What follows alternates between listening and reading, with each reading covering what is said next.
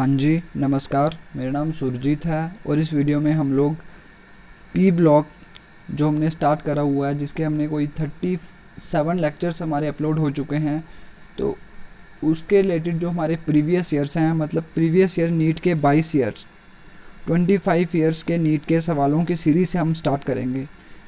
अगर आप लोगों ने इंटरेस्ट दिखाया तो ये वाली सीरीज़ में कंटिन्यू करूँगा, अगर आप लोगों ने इंटरेस्ट नहीं दिखाया तो ये वाली सीरीज़ में कंटिन्यू नहीं करूँगा। तो ये वाली बात हो गई। अभी हम थोड़े बहुत क्वेश्चंस की चर्चा करेंगे आज की वीडियो में, कोई 10-15 और बाकी के कोई 100 तक क्वेश्चंस आए हुए हैं, ठीक है ना, पिछले 22 सालों में नीट में पी ब्लॉक से। तो उन सभी की हम चर्चा करेंगे और हर एक क्वेश्चन की जब हम चर्चा करेंगे तो उसके रिलेटेड जो कंसेप्ट होगा उसको भी हम जानेंगे। ओके, तो ये वाली चीज़ हो गई। देन देखिए, एक चीज़ बता देता हूँ कि ये वीडियो जो है ये बहुत ही ज़्यादा इन्फॉर्मेटिव वीडियो है। ये वीडियो क्या है, बहुत ही ज़्यादा इन्फॉर्मेटिव वीडियो है। अगर जो चीज़ें मैं इस वीडियो में बोलूँगा वो जिस बंदे ने सुन ली और उनको अप्लाई कर दिया तो भाई उनको डॉक्टर और इंजीनियर बनने से कोई भी नहीं रोक सकता। वो डॉक्टर और इंजीनियर बन के रहेंगे। ओके, एक मिनट मैं वो ऑफ कर लेता हूँ। तो वो डॉक्टर और इंजीनियर क्या वो बन के रहेंगे भाई, डॉक्टर और इंजीनियर बन के रहेंगे। तो ये वाली चीज़ हो गई। और मैं आपको एक चीज़ बता देता हूँ कि इस जो भी वीडियो में मैं बात बोलूँगा वो हर एक बात बहुत ही ज़्यादा इंपॉर्टेंट है, तो उसको आप दिल से ले लीजिए, दिल पे ले लीजिएगा। ओके, तो ये वाली हर एक बात बहुत ही ज़्यादा इंपॉर्टेंट होगी, ज़रूरी बात होगी, तो उसको आपने मान लेना है कि हाँ भाई ऐसी ही सच्चाई है। तो भाई और एक और चीज़ बता देता हूँ कि वीडियो को पूरी देखिएगा। ऐसा नहीं कि आधी वीडियो 5 मिनट के बाद आप लीव कर गए, फिर 5 मिनट के बाद आपने वीडियो बंद कर दी तो भाई आपको कुछ भी पता नहीं लगेगा। और एक चीज़ होती है भाई लिटिल नॉलेज, जो कि किसी बंदे ने बोला हुआ है कि little knowledge is a dangerous thing, ठीक है ना। लिटिल नॉलेज बहुत ही ज़्यादा डेंजरस थिंग है। आधा अधूरा ज्ञान कभी भी बढ़िया नहीं होता है, वो बहुत ही बेकार होता है। तो जब भी मैं वीडियो अपलोड करता हूँ तो उसको पूरी देखा करें, तभी आप लोगों को बहुत ही ज़्यादा उसके रिलेटेड ज्ञान हो जाएगा। ओके, देन जब मैंने ये सारी चीज़ें बता दी, देन आप लोग डिसाइड कर सकते हो कि आप लोग इस चीज़ के लिए बने हो कि नहीं बने हो। आप IIT JEE और नीट की तैयारी आप लोग कर सकते हो कि नहीं कर सकते हो। आप लोगों को ये सारी चीज़ क्रिस्टल क्लियर हो जाएगी कि हाँ भाई मैं उस काबिल हूँ कि नहीं हूँ। बिकॉज एक बंदे को एक बंदा अपने आप को बहुत ही अच्छे तरीके से जानता है। वो उसको पता होता है कि मैं कैसी मेहनत कर सकता हूँ। तो आप लोगों को पता लग जाएगा कि आप लोग उसके रिलेटेड मेहनत कर सकते हो, उतनी मेहनत कर सकते हो कि नहीं कर सकते हो। तो मैं आपको पूरी बातें बताऊँगा, एक एक करके हर एक बात का आंसर दूंगा। तो जो फर्स्टली जो सवाल है हमारा वो है भाई, डॉक्टर कैसे बना जाता है। डॉक्टर कैसे बना जाता है भाई, इस सवाल का आंसर है भाई, एक एग्ज़ाम होता है जिसका नाम है नीट का एग्ज़ाम होता है, वो क्लियर करना पड़ता है आपको, तो फिर डॉक्टर बना जाता है। और दूसरा, इंजीनियर कैसे बना जाता है। इंजीनियरिंग के लिए एक एग्ज़ाम होता है IIT JEE। नीट का पेपर फिर भी आसान होता है, बट IIT JEE का पेपर बहुत ज़्यादा मुश्किल होता है। इसमें आप ग्रेजुएशन में चीज़ें पढ़ोगे, बड़ी क्लासों में चीज़ें पढ़ोगे और हायर क्लासेस में जितनी भी चीज़ें पढ़ोगे वो भी चीज़ें इधर पूछी जाती हैं। तो one of the toughest exam मैं इसको समझता हूँ IIT JEE को। IIT JEE जो बंदा क्रैक कर लेता है भाई, वो बंदा नॉर्मल बंदा नहीं होता, वो एक्स्ट्रा ऑर्डिनरी बंदा होता है वो मेरे हिसाब से, बिकॉज उधर बहुत ही ज़्यादा डिफ़िकल्ट सवाल पूछे जाते हैं। ओके, तो ये वाली चीज़ हो गई। देन देखिए, फर्स्ट सवाल का तो आंसर हो गया, डॉक्टर कैसे बना जाता है और इंजीनियर बना जाता है। सेकंड सवाल जो है, जो मिथ जुड़े हुए हैं इनके साथ, कि भाई मिथ जो है नीट और पहले में हम ज़्यादा चर्चा नीट की करेंगे, बिकॉज IIT JEE का लेवल बहुत ही ज़्यादा तगड़ा होता है। इसमें बहुत ही ज़्यादा डिफिकल्ट सवाल पूछे जाते हैं, NCERT के परे सवाल पूछे जाते हैं, तो इसकी हम इतनी चर्चा नहीं करेंगे। हम ज़्यादा अपना फोकस रखेंगे नीट पे। नीट में बिकॉज सवाल ईजी होते हैं, ठीक है ना। नीट में क्या होता है भाई, नीट का पता क्या चक्कर है, तो आप एक मिथ जुड़ा हुआ है इसके साथ, बंदे मतलब वहम है कि भाई जो आपके जब बोर्ड की तैयारी करते हो और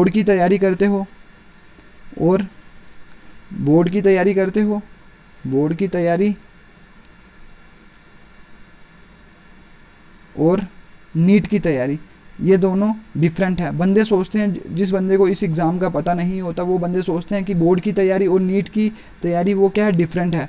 बट बेटा ऐसा नहीं है, ये तैयारी बिल्कुल सेम ही है। बट अभी मैं आपको बताता हूँ कि डिफरेंस कहाँ पे आता है। तैयारी दोनों सेम है। तैयारी दोनों सेम है। जैसे आप बोर्ड की तैयारी करते हो वैसे ही आप नीट की तैयारी करते हो, वही चीज़ जैसे आपको नीट के लिए भी एनसीईआरटी बुक पढ़ने को बोला जाता है। एनसीईआरटी बुक्स होती है, छोटी सी बुक होती है, छोटी छोटी बुकें होती हैं, तो वो आप आराम से पढ़ लेते हो, तो एनसीईआरटी बुक पढ़ने को बोला जाता है। और जब आप लोग नीट की तैयारी करते हो तब भी आप लोगों को बोला जाता है कि एनसीईआरटी सारी की सारी आप लोगों की क्लियर होनी चाहिए। ओके, एनसीईआरटी बुक्स आप लोग ले लीजिएगा। अगर आप लोग कुछ आपने सोचा हुआ है कि नीट का एग्ज़ाम मेरे को क्या क्रैक करना है, तो भाई एनसीईआरटी बुक ले लीजिएगा। और जब आप लोग देखिए जो आपका सिलेबस है जेके बोस या सीबीएसई, जिस मर्जी का सिलेबस है, तो उधर क्या लिखा हुआ है कि उधर लिखा हुआ है कि आपको एनसीईआरटी बुक पढ़नी है, ठीक है ना, एनसीईआरटी बुक पढ़नी है। नीट वाले भी क्या बोलते हैं, भाई एनसीईआरटी बुक पढ़नी है। तो भाई अभी मैं आपको एक चीज़ बताता हूँ कि डिफरेंस कहाँ पे आता है। फिर डिफरेंस भाई कहाँ पे आता है कि भाई अप्रोच डिफरेंस कहाँ पे आता है कि डिफरेंस पता कहाँ पे आता है, जैसे कि भाई जब बंदा तैयारी करता है ना, तो भाई एक तो जब जेके बोस का जब एग्ज़ाम होता है तो उधर आपको लिखना पड़ता है, ठीक है ना, लिखना पड़ता है, मतलब थ्योरी लिखनी पड़ती है, मतलब 2-3 पेज आपको भरने पड़ते हैं, ठीक है ना, थ्योरी लिखनी पड़ती है, मतलब आपको 2-3 पेजेस लिखने पड़ते हैं। वही कंसेप्ट ही होगा, बट कंसेप्ट के रिलेटेड आपको जैसे कोई क्वेश्चन पूछ लिया तो उसके आपको 2-3 पेजेस भरने पड़ते हैं। और नीट में क्या होता है भाई, नीट में आपको पूछे जाते हैं एमसीक्यू। एक एमसीक्यू पूछे होंगे, एमसीक्यू मतलब 4 ऑप्शंस दिए होंगे और एक आपको सही करना पड़ेगा। 4 ऑप्शंस दिए होते हैं और एक आप लोगों को सही करना पड़ेगा, ठीक है ना। आपको मैंने क्या बोला कि 4 ऑप्शंस दिए होंगे और एक आप लोगों को सही करना पड़ेगा।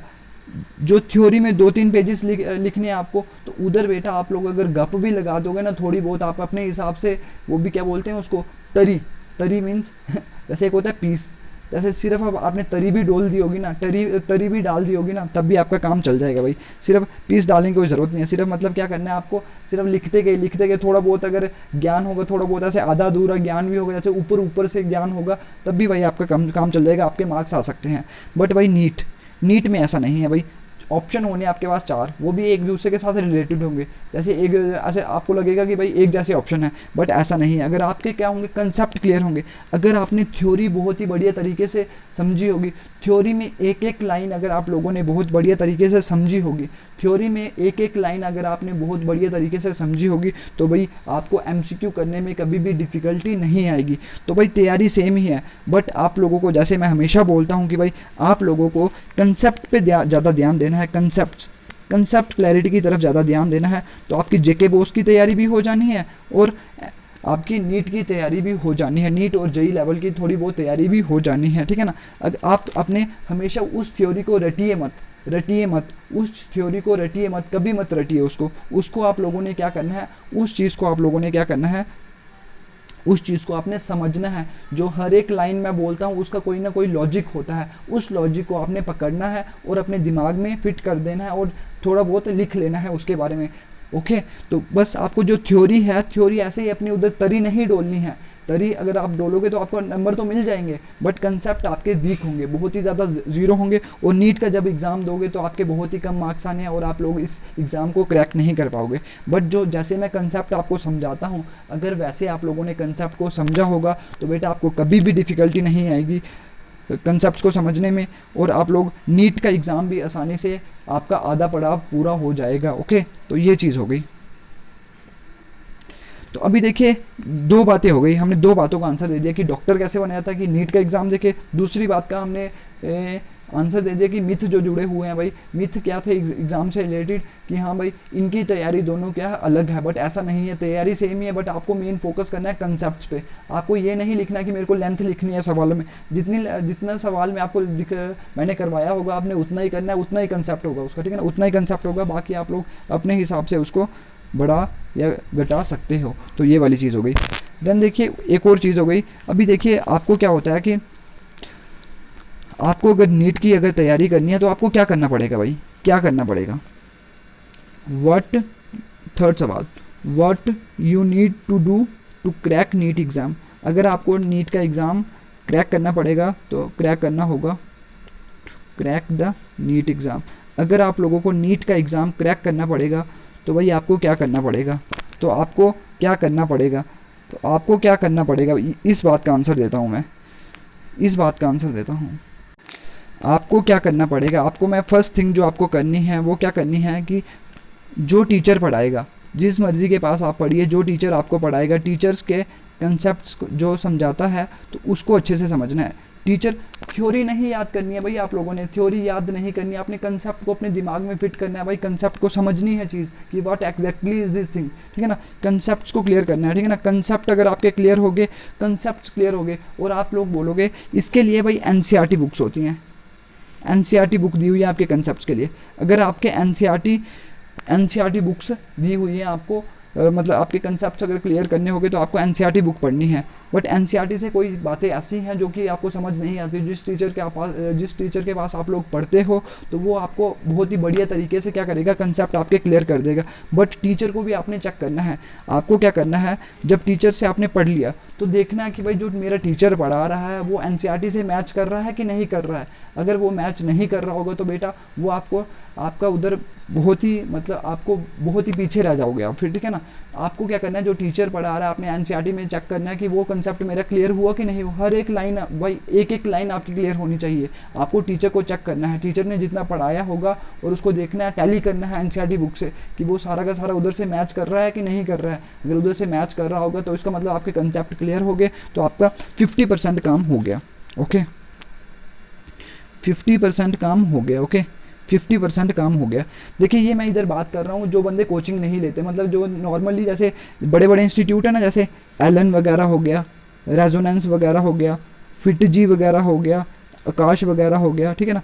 ये सारे बड़े बड़े इंस्टीट्यूट है ना। अगर आप लोग इधर जाओगे, इधर भाई फीस लगती है कितनी, कोई 1-1.5 लाख रुपया, 1-1.5 लाख रुपया फीस लगती है। खुद देखिए जो आपके टीचर इधर पढ़ाते हैं वो 10-15 हज़ार रुपये आपसे लेते हैं, ठीक है ना, जो आपको इधर 11वीं-12वीं का पढ़ाते हैं। तो भाई खुद देखिए कहाँ 1-1.5 लाख रुपया और कहाँ आपको भाई ये वाली चीज़। तो इधर कुछ ऐसे स्टूडेंट भी होते हैं ना, जब आपको जेके बोस की ट्यूशन पढ़ रहे होते हो या सीबीएसई की ट्यूशन पढ़ रहे होते हो, कुछ ऐसे स्टूडेंट भी होते हैं जिनको क्या करना पड़ता है, जिनको कुछ भी पता नहीं होता, तो उनको बहुत ही छोटी छोटी चीज़ें भी बतानी पड़ती हैं। इसलिए टीचर आप लोगों को उस हिसाब से नहीं पढ़ा पाते, उनकी अपनी लिमिटेशंस है। ऐसा नहीं है कि उनमें पोटेंशियल नहीं है, वो आपको पढ़ा सकते हैं, बट वो पढ़ाते इसलिए नहीं है बिकॉज आधे बंदे फिर पीछे रह जाते हैं। बट मैं क्या करूँगा, मैं उधर तो नहीं पढ़ा पाऊँगा, बट जब मैं पढ़ाऊँगा तो मैं क्या करूँगा, और जो आपके ऑनलाइन जो होंगे, ऑनलाइन मैं आपको नीट की तैयारी करवा दूँगा, ऑनलाइन मैं लेक्चर्स अपलोड कर दूँगा। ओके, तो ये वाले अपने टीचर को भी चेक करना है कि टीचर जो है वो एनसीईआरटी का हर एक कंसेप्ट क्लियर कर रहा है कि नहीं कर रहा है। अगर आप एलन वगैरह, आकाश वगैरह, रेजोनेंस वगैरह, फिटजी वगैरह ऐसे इंस्टीट्यूट में जाओगे तो भाई आपकी तैयारी तो उन्होंने करवा देनी है। उधर वो एक्सपर्ट होते हैं भाई,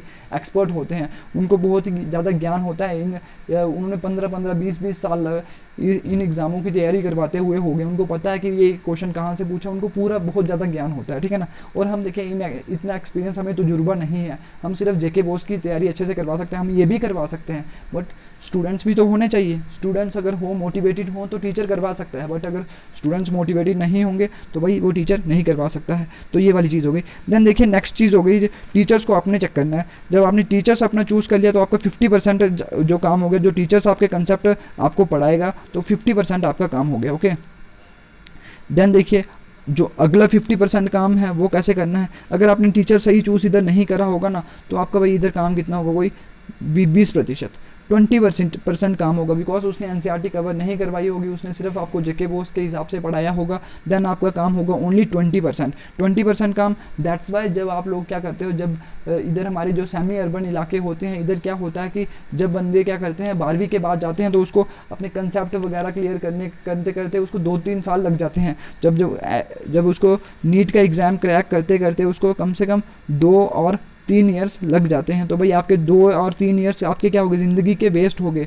आप कुछ और कर सकते थे, आपके उधर एमबीबीएस कर रहे होते अगर, या बीटेक कर रहे होते उधर आईआईटी में, तो आपका क्या हो जाता, आपके 2-3 साल यूटिलाइज हो जाते, बट आपके वेस्ट हो गए, ठीक है ना। आपने टीचर सही चूज़ नहीं करा, आपका 50% काम होना था इधर एनसीईआरटी वगैरह बुक्स पढ़ के, बट आपका काम कितना हुआ, ओनली 20%। तो ये आपकी लिमिटेशन है, ठीक है ना। आपको चेक करना है, ऐसा थोड़ी ना कि आपको वो अपने हिसाब से सही पढ़ा रहा होता है, जैसे जेके बोस में उसको नंबर दिलवाने हैं, ठीक है ना, तो वो अपने हिसाब से सही पढ़ा रहा होता है। बट आपको नीट की अगर तैयारी करनी है तो भाई आपको टीचर उसी हिसाब से चूज़ करना चाहिए ना, ठीक है ना। वो आपकी लिमिटेशन है, आपने चेक नहीं करा एनसीईआरटी के सारे कंसेप्ट, वो आपकी लिमिटेशन है, ठीक है ना। देन देखिए सेकंड जो आपका काम है वो है प्रीवियस ईयर क्वेश्चंस, जो कि आपके प्रीवियस ईयर क्वेश्चंस हैं। प्रीवियस ईयर क्वेश्चन जो कि आए होंगे आपके कोई पिछले 20-25 सालों के आपने सॉल्व करने हैं, 20 to 25 ईयर्स के क्वेश्चंस आप लोगों ने सॉल्व करने हैं, पिछले 20-25 सालों के सवाल आप लोगों ने सॉल्व करने हैं, ठीक है ना। नीट वगैरह के जिस एग्ज़ाम की आप तैयारी कर रहे होगे उसके अपने 20-25 सालों के सवाल सॉल्व करने हैं। दैन आपकी कितनी, आपकी 30% और तैयारी हो जाएगी। और देन आपको क्वेश्चंस प्रैक्टिस करनी है, क्वेश्चन प्रैक्टिस करनी है। कहाँ से मिल जाएंगे आपको? एनसीईआरटी बुक से भी मिल जाएंगे, और कहीं आप सर्च करोगे इधर गूगल में सर्च करोगे for questions for P block practice for NEET, तो भाई आपको बहुत सारे उधर मिल जाएंगे। तो क्वेश्चन प्रैक्टिस करने के लिए भी आपको मिल जाएंगे। प्रीवियस ईयर क्वेश्चंस आपके 30%, और जब आप लोगों ने क्वेश्चन प्रैक्टिस कर लिए तो आपका पूरा 100% काम हो गया। ओके, पूरा 100% काम हो गया आपका। मतलब कितना हो गया? 100%। 50% जब आपने एनसीईआरटी क्लियर कर ली, 30% जब आपने प्रीवियस ईयर क्वेश्चंस कर दिए, और आपका क्या, और जब आपने क्वेश्चन प्रैक्टिस भी कर लिए तो आपका पूरा 100% काम हो गया आपका, ठीक है ना। तो अभी ये देखिए इतनी मेहनत करनी पड़ती है आपको, खुद देखिए आपके पहले ये वाला 50% है ना जो कंसेप्ट वाला, यही पोर्शन आपका अच्छे से क्लियर नहीं होता है, तो आप कहाँ क्वेश्चन प्रैक्टिस करोगे, कहाँ भाई आप प्रीवियस ईयर लगाओगे? भाई प्रीवियस ईयर क्वेश्चंस तभी समझ आएंगे ना अगर आपके कंसेप्ट्स क्लियर होंगे। तो पहले सबसे पहले भाई स्ट्रेस देना होता है आपके कंसेप्ट्स की तरफ। कंसेप्ट्स जब आप लोगों के क्लियर हो गए तो भाई क्वेश्चंस अपने आप निकल जाते हैं। इसकी मैं गारंटी आज आपको प्रूफ दूंगा इसका, ठीक है ना। जब मैं अभी क्वेश्चन सॉल्व करूंगा प्रीवियस ईयर नीट के, तो आपको पता लग जाना है कि हाँ भाई अगर कंसेप्ट्स क्लियर होंगे और मैं अगर क्वेश्चंस प्रैक्टिस करूंगा और क्या करूंगा और प्रीवियस ईयर क्वेश्चंस लगाऊंगा, तो मेरे सारे के सारे मैं मतलब एग्जाम, ये नीट का एग्जाम आसानी से क्रैक कर सकता हूँ। तो भाई देखिए आपने एनसीईआरटी पढ़ी होगी, देखिए मैंने जो भी चीज़ें आप लोगों को करवाई है ना, आप लोग उधर से टैली कर सकते हो, उधर से चेक कर सकते हो। एनसीईआरटी का मैंने एक भी वर्ड नहीं छोड़ा। लास्ट में मैं बता दूंगा कि एनसीईआरटी के जो थोड़े बहुत पॉइंट्स मैंने छोड़ दिए हैं वो मैंने क्यों छोड़े, बिकॉज उधर वो आपको उस टाइम समझ नहीं आते, तो दैट्स वाई मैंने उस टाइम वो नहीं लिए होंगे। तो इस बट मैं लास्ट में बता दूंगा कि ये लाइनें आपने छोड़ दी हैं उधर, ठीक है ना। तो ऐसा नहीं है कि मैं बताऊंगा नहीं, एनसीईआरटी में पूरी क्लियर करता जा रहा हूँ। तो आपका 50% आपका काम हो रहा है, ठीक है ना। अभी आपका 30% काम अभी हमने स्टार्ट कर देना है। जब हमारा चैप्टर उधर खत्म हो जाएगा देन क्वेश्चन प्रैक्टिस वाला जो काम है वो हमने स्टार्ट कर देना है ऑनलाइन, ठीक है ना। ऑनलाइन स्टार्ट कर देना है, ऑफलाइन तो वो हो नहीं पाएगा। ऑफलाइन तो हमारा सिर्फ क्या होना है, सिर्फ कंसेप्ट ही मैं क्लियर कर पाऊंगा, और ऑनलाइन हमने क्वेश्चंस प्रैक्टिस करवा देने हैं, प्रीवियस ईयर क्वेश्चंस करवा देने हैं। देन 20% जो क्वेश्चंस आपको प्रैक्टिस करने के लिए दे देने हैं, तो आपका काम हो जाएगा। तो आपका 100% काम हो जाएगा। केमिस्ट्री भाई ऐसे बढ़ी जाती है, ठीक है ना। अभी मैं आज आपको प्रूफ दूंगा कि देखिए मैंने आपको पी ब्लॉक पढ़ा दिया है ना। तो भाई आपने क्या करना है, अभी प्रीवियस ईयर लगाने हैं। तो भाई प्रीवियस ईयर की तरफ जाते हैं। तो भाई ये देखिए हम पहुंच गए भाई प्रीवियस ईयर क्वेश्चंस में। पी ब्लॉक एलिमेंट से भाई कहाँ से सवाल पूछे गए हैं, ये देखिए ये सारे कंसेप्ट हमने पढ़ लिए हैं भाई। ये देखिए oxidation states in nitrogen compounds, acidic strength of the phosphorus के oxo acids, chemical reactions of the nitrogen compounds, ये सारी की सारी चीज़ें हम लोगों ने पढ़ ली हैं भाई। नाइट्रोजन के कंपाउंड्स जैसे अमोनिया वगैरह, ये सारी की सारी चीज़ें। Oxo acids of the sulphur, ये भी हमने पढ़ लिया। स्टेबिलिटी ऑफ द हाइड्राइड्स, भाई हाइड्राइड्स की कितनी बड़ी बड़ी कहानी हमने की हुई है, ये सारी की सारी चीज़ें हमने पढ़ी हैं भाई। नीट का हमारा काम हो रहा है। देन देखिए क्या है प्रेपरेशन प्रोसेसेस, कौन सा प्रोसेस था भाई। देखिए ऑसवोल्ड प्रोसेस था, ठीक है ना। ऑसवोल्ड प्रोसेस था, हेबर प्रोसेस था, वो सारी चीज़ें हमने कर ली हैं। इंटर हैलोजन कंपाउंड्स हमने पढ़ लिए हैं। PCl5 का स्ट्रक्चर हमने देखा था, ये वाली चीज़ ऐसे, ये सारे के सारी चीज़ें हमने कर ली हैं, ठीक है ना। ये सारी की सारी चीज़ें हमारी हो गई हैं। देन देखिए बॉन्ड डिसोसिएशन एंथैल्पी, इसके बारे में थोड़ा बहुत हमने पढ़ा था। देन ऑक्सो एसिड्स, ये सारी की सारी चीज़ें। देन देखिए hybridization the structure of the compounds, hybridization भी की थी, इसका मैंने पूरा डिटेलिंग में बताया हुआ कि नोबल गैसेस के कंपाउंड जैसे XeF2, XeO2F2, ये सारी की सारी चीज़ें आप लोगों ने पढ़ ली हैं भाई। इन सभी का आप लोगों को ज्ञान है। तो भाई थोड़े बहुत क्वेश्चंस प्रैक्टिस करते हैं आज के लिए, ठीक है ना। भाई आपने बोलना है कि भाई ये देखिए अभी क्वेश्चंस प्रैक्टिस करते हैं। जो फर्स्ट हमारा सवाल है भाई, नीट का सवाल है, कब पूछा गया था? 2020 में। ये सवाल अभी कब पूछा गया था भाई? पिछले साल सवाल पूछा गया था, ये देखिए 2020 में। तो भाई देखिए अप्रोच कैसे करते हैं क्वेश्चन को। पहले देखिए यूरिया दिया हुआ है, यूरिया किसके साथ जुड़ रहा है? यूरिया रिएक्ट्स विद वाटर, पानी के साथ जुड़ा वो, टू फॉर्म ए बना दिया। पहले यूरिया का आपको पता होना चाहिए, यूरिया क्या हो गया? NH2, पहले ऊपर लिखते हैं, ठीक है ना। इधर मैं कंप्लीट नहीं कर पाऊंगा आई थिंक। इधर क्या हो गया? NH2 CONH2। अभी देखिए किसी को यूरिया का पता नहीं होगा, ये तो मैंने बताया था, ये रिएक्शन मैंने आपको करवाई थी। यूरिया जब किसके साथ जुड़ता है? Urea reacts with water. Urea किसके साथ जुड़ता है भाई? पानी के साथ जब जुड़ता है। तो आपको क्या पता था भाई क्या बनता है? पता है कि नहीं बनता है? ये तो पता होना चाहिए भाई आपको, बिकॉज ये मैंने जब अमोनिया की प्रेपरेशन करवा रहा था तब मैंने आपको बताई थी ये चीज़। यूरिया जब पानी के साथ जुड़ता है तो आपका क्या बनता है भाई? यूरिया जब पानी के साथ जुड़ता है तो आपका क्या बनता है? टू फॉर्म ए चीज़ बन गई, कोई ए आपको नहीं दिया हुआ है, ठीक है ना। यूरिया आपको पता है, यूरिया ने जुड़ा पानी के साथ, urea reacts with water to form A which will decompose to, ये चीज़ क्या हो गई, टूट गई। जब आपने डिकम्पोज कब होती है चीज़, जब हीट हो जाती है, जब आपको हीट देते हो, जब आपने उसको हीट करा तो आपका क्या बन गया, ए बी, ए और बी इनका आपको कोई पता नहीं है भाई क्या चीज़ें हैं ये। और बी, बी जब आपका जब बन गया, बी जब आपका बन गया, उसने किसके साथ जुड़ा, B when passed through copper के सॉल्यूशन के साथ, सी यू कॉपर के एक्वा सॉल्यूशन के साथ, कॉपर के एक्वा सॉल्यूशन के साथ ये ऐसा होगा भाई, सी यू H2O ये वाला, ठीक है। कॉपर के एक्वा सॉल्यूशन के साथ, ये वाली मैंने कॉपर के एक्वा सॉल्यूशन के साथ जुड़ा तो आपका ब्लू कलर का कंपाउंड मिल गया। What is the formula of C from the following, ये वाली चीज़। देखिए इधर आपको बहुत ज़्यादा चीज़ें पूछ ली हैं भाई। देखिए पहले मैं एक एक करके इसको सॉल्व करता हूँ क्वेश्चन को। देखिए यूरिया पहले पानी के साथ जुड़ा, ये वाला रिएक्शन आपको पता है भाई। यूरिया जब पानी के, सॉरी मैंने अमोनिया लिख दिया, ये वाली वही रिएक्शन है जब आप लोग क्या कर रहे थे, आप अमोनिया बना रहे थे। अमोनिया की प्रेपरेशन मैंने बताया था, जब आप लोग नेचर में अमोनिया पढ़ा हो, नेचर में अमोनिया उड़ रहा होता है, थोड़ा बहुत इधर उड़ रहा होता है ईयर में, ठीक है ना। तो वही वाला चीज़ है NH2CO, NH2, ये क्या जुड़ा, पहले किसके साथ जुड़ा, पानी के साथ जुड़ा, पानी के साथ जुड़ा, H2O पानी के साथ जुड़ा तो आपका क्या बन जाता था, आपका बनता था अमोनियम कार्बोनेट, NH4 2CO3। ये रिएक्शन आप लोगों ने कर ली है। ए का आपको पता लग गया। अमोनियम कार्बोनेट जब आप लोगों ने हीट कर दिया तो मैंने क्या बोला था, इधर से पानी निकल जाना है और कार्बन डाइऑक्साइड क्या हो जानी है, उड़ जानी है, फड़ करके उड़ जानी है। तो बचा क्या, NH कुछ करके कंपाउंड बन गया, तो वो चीज़ क्या हो गई थी भाई, NH3 बन गया ना। तो बी आपका बन गया NH3, ठीक है ना। बी कंपाउंड आपका ये हो गया, ये तो गैसेस थी ना, ये तो फड़ करके उड़ गई होंगी, ठीक है ना। ये बी बनी, ठीक है ना। और देखिए जब अमोनिया को आप किससे पास करवाते हैं, ये हो गई प्रेपरेशन ऑफ द अमोनिया।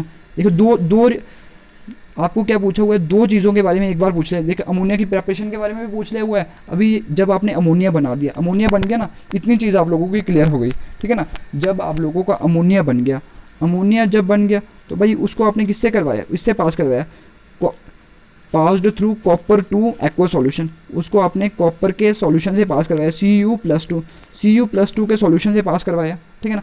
ये आपने रिएक्शन पढ़ी हुई है। जब आपका एक कंपाउंड बनता था जिसको आप क्या कोऑर्डिनेशन कंपाउंड बोलते थे या कम्प्लेक्स बोलते थे, तो ये वाली चीज़ बनती थी आपकी CuNH3 4 और +2, ये वाली चीज़ बनती थी। तो इसी का कलर क्या होता था भाई, ब्लू कलर होता था। ये मैंने उस टाइम भी आपको रिएक्शन करवाई थी, जब मैं आपको रिएक्शंस करवा रहा था। उधर एक सिल्वर वाली रिएक्शन भी थी इधर, ठीक है ना। तो ये सारी की सारी रिएक्शन मैंने उस टाइम आपको करवाई थी। तो ये आपका बन गया सी। तो भाई देखिए कॉपर का ये वाला, इसको क्या मैंने क्या नाम दिया था, टेट्राअमीन कॉपर 2 आयन, टेट्राअमीन कॉपर 2 आयन, ये वाली चीज़ मैंने उस टाइम ये करवा दी थी। देखिए आपको कंसेप्ट क्लियर होना चाहिए, आपको पता होना चाहिए कि भाई कैसे कैसे क्वेश्चन को अप्रोच करा जाता है। देखिए ऐसे ऐसे क्वेश्चन को अप्रोच करा, पहले देखिए जो क्वेश्चन बोलता जा रहा था तो आप उसको देखते गए, पढ़ते गए और क्वेश्चन सॉल्व करते गए, तो आपको क्वेश्चन आराम से बन गया। आपको जब पता लग गया कि जब आपका ये बन गया, ये तो गैसेस थी, ये तो उड़ गई होंगी, ठीक है ना। जब आप लोगों का अमोनिया बन गया, आपको पता है अमोनिया की जब देखिए रिएक्शंस, आपको मुँह जुबानी रिएक्शंस याद होनी चाहिए भाई, आपको हमेशा जबानी रिएक्शन, तभी मैं बोलता हूँ बार बार प्रैक्टिस करिए इनको। कंसेप्ट अपने सारे क्लियर करिए। कंसेप्ट जिस बंदे का क्लियर आपको पता है, ये क्या था, लुईस बेस था ना, अमोनिया क्या था, इसके ऊपर एक्सेस ऑफ इलेक्ट्रॉन थे और इधर क्या डेफिशिएंसी ऑफ इलेक्ट्रॉन, तो एसिड बेस रिएक्शन हो गई। ये कौन सा, लुईस एसिड और लुईस बेस वाली रिएक्शन थी, तो ये वाली रिएक्शन हो गई। तो आपका आराम से कंपाउंड बन गया। आपका आंसर क्या होगा भाई, आंसर आपका होगा CuNH3+2, ये वाला आंसर हो गया। तो भाई देखिए पिछले साल अगर आपने अच्छे से प्रैक्टिस करके गए होते तो भाई ये देखिए NCERT से सवाल निकला ना, मैंने जो आपको कंसेप्ट पढ़ाया वो, मैंने जो चीज़ें पढ़ाई उधर से सवाल निकल गया आपका। तो भाई देखिए इसको भी देखते हैं, ये भी सवाल ठीक ठाक है। ये कब पूछा गया, नीट में उड़ीसा में पूछा गया था 2019 में, ठीक है ना। तो इसका क्या है भाई, एक कंपाउंड आपने ले लिया X, कंपाउंड X है। देखिए आपको लिखते जाना है, पहले आपको लिखते जाना है, जो सवाल बोलता जाएगा ना तो उसको लिखते जाना है। कंपाउंड X है, अपॉन रिएक्टिंग विद पानी के साथ वो जुड़ा, किसके साथ जुड़ा भाई, पानी के साथ जुड़ा। तो उसने क्या बना दी, एक गैस बना दी। X जुड़ा पानी के साथ, उसने एक गैस बना दी, कलरलेस गैस है, उसका कोई भी कलर नहीं है। उसका गैस कौन सी है, Y है। तो भाई गैस कौन सी है, Y है। ये गैस कैसी है, कलरलेस गैस है, ठीक है ना, कलरलेस गैस है। और उसकी स्मेल कैसी है, रोटन फिश, सड़ी हुई मच्छी की तरह उसकी स्मेल है, रोटन फिश, ये वाली चीज़ मैंने आपको बताई हुई है। रोटन फिश, देखिए अगर इस क्वेश्चन में अगर आपको पता हो कि भाई सड़ी हुई मच्छी की स्मेल कौन से गैस की होती है, देखिए स्मेल्स भी आपको, हाँ मैंने क्या बोला था, जो चीज़ें लिखी हुई हैं भाई हर एक चीज़ इंपॉर्टेंट है, कहीं से भी सवाल पूछा जा सकता है। तो सड़ी हुई, देखिए इस गैस का आपको कर पता होगा ये कौन सी गैस है, तो आगे पढ़ते हैं भाई, ठीक है ना। ये गैस जब आपकी बन गई तो ये जो गैस है ये किसके साथ कंबाइन करी, जब ये कंबाइन करी is absorbed in A solution of, उसको किसके साथ रिएक्शन करा, is absorbed in A solution of copper sulphate, copper sulphate के साथ वो जुड़ी तो आपकी क्या चीज़ बन गई, कॉपर सल्फेट के साथ जब वो चीज़ जुड़ी तो आपकी क्या चीज़ बन गई, Cu3P2, Cu3P2, Cu3P2 as one of the product. एक प्रोडक्ट ये बना और भी कुछ बना होगा। प्रिडिक्ट द एक्स, इसके बारे में आप लोगों को बताना है भाई। देखिए अब ये सवाल हो गया, देखिए कितना कॉम्प्लिकेटेड सवाल हो गया। देखिए आपको अप्रोच कैसे करना था इस क्वेश्चन को। देखिए इधर कॉपर का फॉस्फेट है, आपको पता क्या है भाई, आपका लास्ट में क्या बना है, कॉपर का फॉस्फाइड बना हुआ है, नाइट्राइड नहीं बना, वो फॉस्फाइड बना हुआ है पी। तो आपको पता है कॉपर सल्फेट तो ये था, इधर जो कंपाउंड होगा इधर कुछ पी वाला कुछ कंपाउंड होना चाहिए, है ना, पी वाला कंपाउंड। तो वाई में मतलब एक चीज़ तो आपको पता लग गई, बाई कुछ ऐसा कंपाउंड है जिसमें क्या कुछ पी होना चाहिए। तो आपको पता है भाई वो कलरलेस गैस कौन सी होती है, इधर आपको याद आना चाहिए उधर से। तो अब वो वाली गैस कौन सी होती है, PH3, जिसको आप लोग क्या बोलते हो, फॉस्फीन। तो मैंने आप लोगों को बोला था भाई जितनी भी चीज़ें हैं भाई हर एक चीज़ इंपॉर्टेंट है भाई। फॉस्फीन बन गई PH3, ठीक है ना, PH3 बन गई। तो भाई ये कैसे बनता है, तो अभी आपको देखिए इधर से देखना है कौन सी चीज़ पानी के साथ जुड़ेगी अगर आपकी फॉस्फीन गैस निकल जाएगी। कौन सी चीज़ पानी के साथ जुड़ती थी तो आपकी फॉस्फीन गैस निकल जाती थी, कौन सी चीज़ पानी के साथ जुड़ती थी तो आपकी फॉस्फीन गैस निकल जाती थी। तो भाई ये वाली रिएक्शन तो आपने पढ़ी हुई है, calcium phosphide, calcium phosphide Ca3P2। जब आप लोगों ने इसका पानी के साथ रिएक्शन करी तो आपका कैल्शियम हाइड्रोक्साइड बन जाएगा, CaOH2 बन जाएगा, और क्या निकल जाएगी, PH3 गैस निकल जाएगी। PH3 गैस को जब आपने किसके सॉल्यूशन से गुजारा, कॉपर के फॉस्फाइड के सॉल्यूशन के साथ सॉरी कॉपर के फॉस्फाइड नहीं, कॉपर सल्फेट के सॉल्यूशन के साथ गुजारा, तो आपका क्या बन जाएगा, वही वाली चीज़ बन जाएगी आपकी क्या, कॉपर का फॉस्फाइड, कॉपर के सॉल्यूशन से गुजारा जब आपने फॉस्फीन गैस को, तो वही ये वाली चीज़ बन जाएगी। तो आपका आंसर क्या हो जाएगा, आपका आंसर हो जाएगा Ca3P2। तो भाई देखिए सवाल इतने आसान नहीं होते हैं, सवाल को आपको देखिए इधर क्वेश्चंस प्रैक्टिस करे होंगे तभी ये सवाल आते हैं, आपको पता लगता है कि भाई सवाल कैसे कैसे पूछे जाते हैं, नीट सवाल कैसे कैसे पूछे जाती है, ठीक है, नीट में सवाल कैसे कैसे पूछे जाते हैं, ठीक है ना। अगले सवाल की तरफ जाते हैं भाई, ये तो आसान सवाल है। ऑक्सो एसिड्स को तो आपको, ऑक्सो एसिड्स के साथ तो आई थिंक आप लोगों को अभी तक तो बहुत ज़्यादा प्रेम हो गया होगा, ठीक है ना। Which of the following oxo acids of the phosphorus has the strongest reducing property. अभी देखिए रिड्यूसिंग प्रॉपर्टी, ये तो मैंने आपको हज़ारों बार बता दिया भाई, रिड्यूसिंग प्रॉपर्टी क्या होती है, रिड्यूसिंग प्रॉपर्टी, रिड्यूसिंग एजेंट वही खुद की दूसरों की क्या, ये तो हज़ारों बार मैंने अभी तक बता रहा हूँ, दूसरों की रिडक्शन और खुद की ऑक्सीडेशन, खुद की ऑक्सीडेशन, दूसरों की रिडक्शन और खुद की ऑक्सीडेशन, दूसरों की रिडक्शन और खुद की ऑक्सीडेशन। तो इनमें से देखिए भाई दूसरों की रिडक्शन कौन कौन कर सकता है, H3PO4 ये क्या है, फॉस्फोरिक एसिड, H4P2O7 ये क्या है, H4P2O7 पायरोफॉस्फोरिक एसिड, और H3PO phosphorous acid. Oxygen state देख लीजिए इन सभी का, इधर कितना, दो तरीक़ों से आप इस क्वेश्चन को अप्रोच कर सकते हो। ऑक्सीडेशन स्टेट के हिसाब से इधर कितना था, +5 था, तो इधर भी आई थिंक +5 ही होगा, ठीक है ना। और इधर कितना, फॉस्फोरस में कितना था, फॉस्फोरस में +3 था, तो इधर कितना था, इधर देखिए कैलकुलेट कर लीजिए, मेरे को भी इसका भूल गया आई थिंक कितना था, इसका कैलकुलेट कर लेते हैं भाई, स्ट्रक्चर डाल देते हैं, ये वाला था ना ऐसे, इसको हाइपोफॉस्फोरस नाम दिया था आपने, हाइपोफॉस्फोरस, हाइपोफॉस्फोरस नाम दिया था ना। देखिए ये वाली चीज़ होगी H, ठीक है ना, H3PO2। तो ऑक्सीजन स्टेट कैलकुलेट कर लीजिए भाई, इधर से कितना हो जाएगा, इधर -2 ऐसे नहीं, इधर दूसरे तरीके से नहीं मत लेना, इधर +3 और ऐसे वाले, फिर गलत हो जाएगा, इधर हाइड्रोजन 3 लगे, आपको स्ट्रक्चर से देखना होता है। इधर ऑक्सीजन 1 लगा हुआ है तो -2, तो इधर कितना -1, तो इधर कितना +1 और इधर कितना +1, तो कितना हो जाएगा -2 और -1 कितना -3 और +2, एक +1 और +2, तो कितना हो जाएगा ये -1, सॉरी ये वाला मैंने क्या कर दिया भाई, ये क्या कर रहा हूँ मैं भाई, ये कैसे निकाला मैंने ऑक्सीजन स्टेट इसका, खुद नहीं पता लगा भाई, ये मैंने क्या कर दिया।